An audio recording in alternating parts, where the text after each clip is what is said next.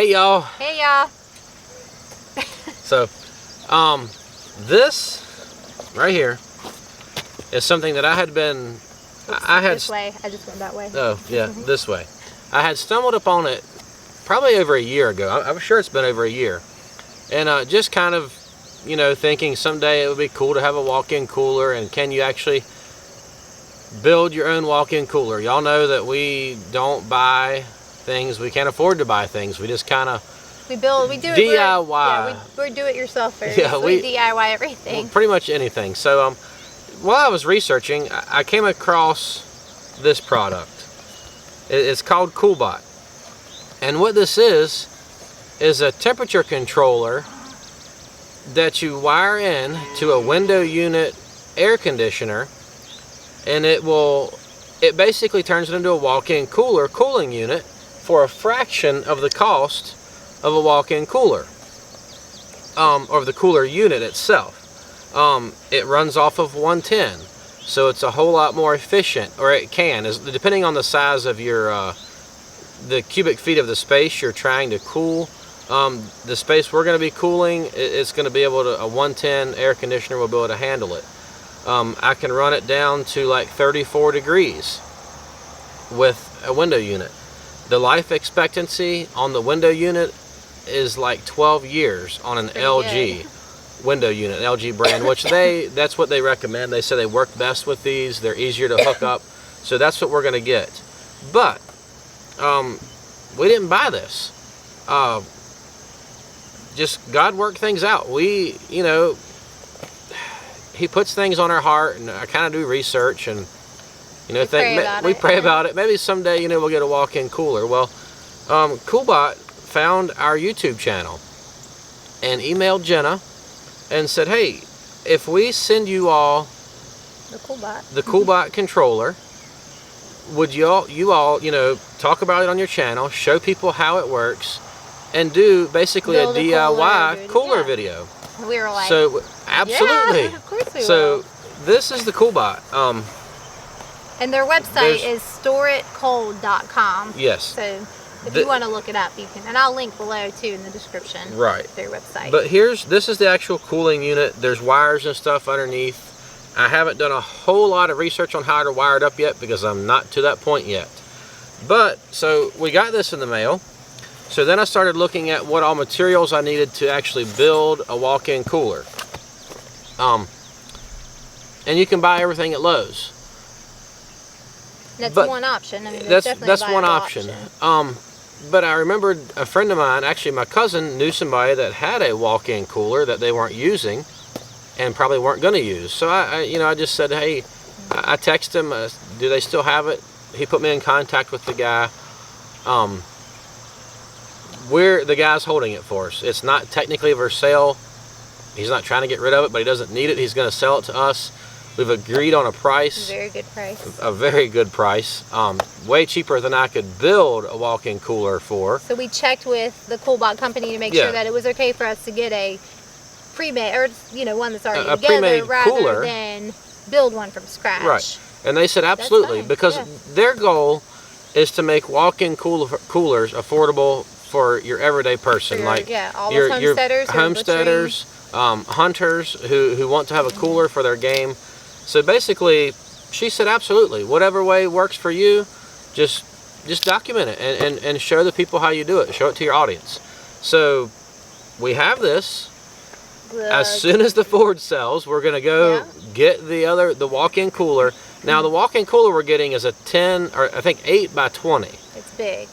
Bigger than I need, bigger than I can cool with a 110 volt air conditioner unit. I don't need 200 square feet of walk-in cooler.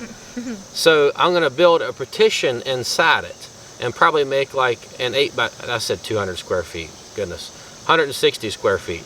But I'm gonna build a partition and probably make like an 8 by 10 and put the cooler in that side of it. That way I'm not having to cool the whole thing. I don't need the whole thing. It just makes more sense to be efficient. People have said, oh, you can cut it in half.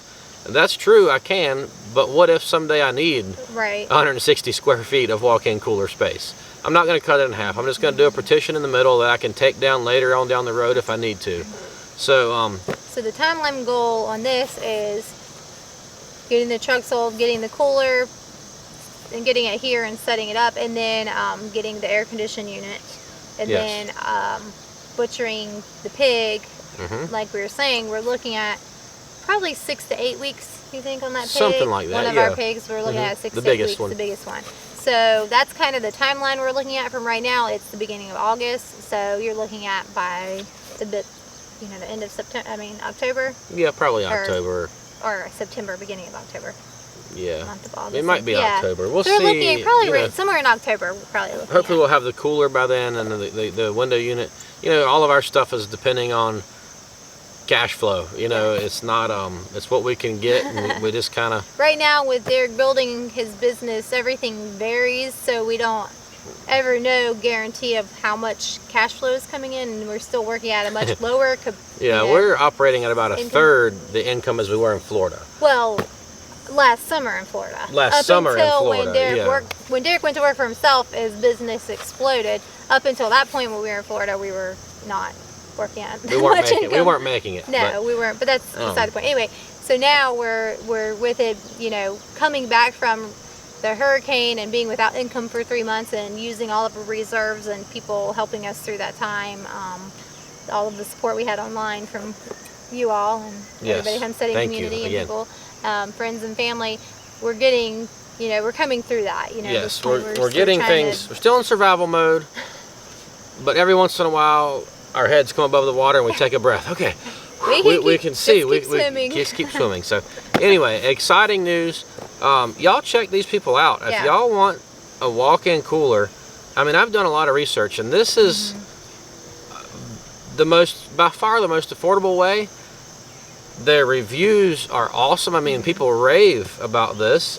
It's interesting how they invented this. Yeah. I know there are some other people online that are using it, and I believe Curtis Stone is one of them, so you can check out and see what he has had to say about that. And we're excited. This is really and they have an engineer that I've already talked to on the phone. The dude, I think he said he had been in the cooling business for over 20 years, and he knows everything about this, everything about what size air conditioner you need to cool however many cubic feet you have. Buster's behind us running rabbits. And there was a deer back there a while ago, but she doesn't care, and Buster doesn't care about her.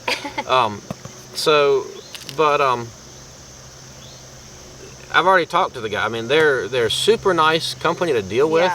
They're not paying us for doing this video. We got this. They gave us this, but we're not getting paid. But I don't mind promoting a good product, and I'm confident enough in the reviews that I've read and their customer service and talking with them that this is a good product. Yeah. So you can check them out on Instagram too. I follow them on there. And, everybody that has these raves about them. So we are super excited.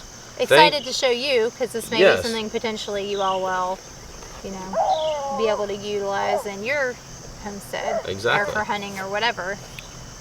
Exactly. So anyway, thank you, CoolBot. Yes, thank you. What is it, Miss Julia? Yeah. Thank you, Miss Julia. So anyway, she's got a letter here thanking us. So anyway, right here. That's why I looked, because I didn't want to say her last name, but anyway. There's their team. There's the CoolBot team. The CoolBot team. But anyway, so y'all check them out and follow us as we build this thing.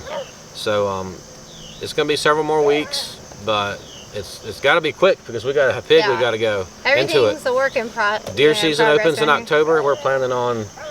We got lots of kids that want to bow hunt, so we're planning on getting some. The cat is having a hairball. Sorry, I was like, what?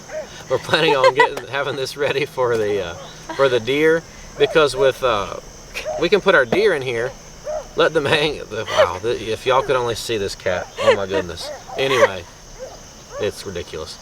If real life, deer live season. Oh yeah, thank you. Anyway, deer. We're gonna put deer in here. We're gonna have a beef going to the butcher in August. We're gonna have fat from that. No, it is gonna be our beef. It's we didn't raise it, but it's grass fed. It's a good deal from a neighbor. So anyway, that's beside the point. She'll have lots of fat. She's a 3-year-old heifer that won't breed, so she's going in our freezer. She's gonna have lots of fat for our deer, so we're gonna have awesome deer burger. The pork, we'll be able to take some of the pork fat if we don't have enough beef fat for deer burger. So, bacon and sausage. but we need this going to keep the deer in because they need to age for like a week. Yeah. Especially and the in pork, October. When we do the pork, it's always leave it in there for 2 or 3 days. When we've done pork in the past, we take our deep freezer and we plug it in and we get it cold. We put the pork in there and then we unplug it for a while and we plug it back in. We have to constantly monitor it. It's not a very scientific. No. We've been able to do it successfully, but it is not fun. It's very stressful when you're dealing with pork. You don't want spoilage or anything, so you're trying to not freeze it, but you want it really, really cold when you process it. And it's stacked in there, and there's no airflow. Yeah. Like with a walk-in cooler, you got air circulating. Yeah. So it really helps chill it down a lot faster. And eventually we'll be doing our own beef. This is just a huge heifer. This street that we're doing is just more than I'm prepared to work on. More beef than he's prepared to work on here at this point. I wouldn't want to grind all this beef with our. No, our grinder. I don't even remember. It's a good grinder, but it's just not as big as. Not enough to do this huge cow. Or heifer. Yeah. So, but the future for us is going to be our own beef. When we do chickens again, we'll because you have to refrigerate them. The last time we put them in the deep freezer and we borrowed a thermostat, freezer control unit thing from our friend. Yeah, it's a cool product. It's a cool product, but it's not ideal. We used it and it worked, but I was super nervous about it not working and the chicken spoiling. So it'll be good. We can let the chicken rest for a couple of days before we freeze them. So it'll be just utilized in a lot of ways for what we're doing. Anyway, let's wrap this up. Okay, so anyway, we're gonna wrap this up. Check them out. Check them out. CoolBot. StoreItCold.com.